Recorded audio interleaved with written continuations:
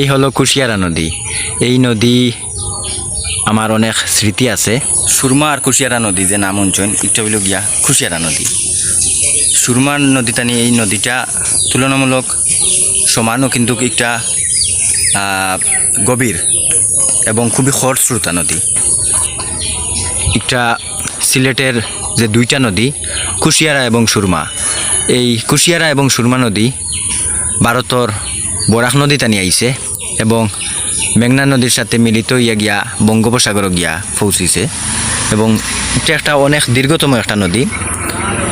আর এই নদী ছোটো থাকতে আমরা অনেক সাঁতার কাটছি, নদীর এপার টানি ওপারও গেছি। এখন হইল গিয়া বড়া গাং। আগে যখন সর বাইতো ইনো প্রচুর সর বাইতো, প্রায় মাঝখান পর্যন্ত সর বাইতো, আমরা বালু দিয়া খেলা করতাম। আর গত বছরও যখন নানাবাড়ির ব্লগ বানাইছিলাম 2 বছর আগে, গত বছর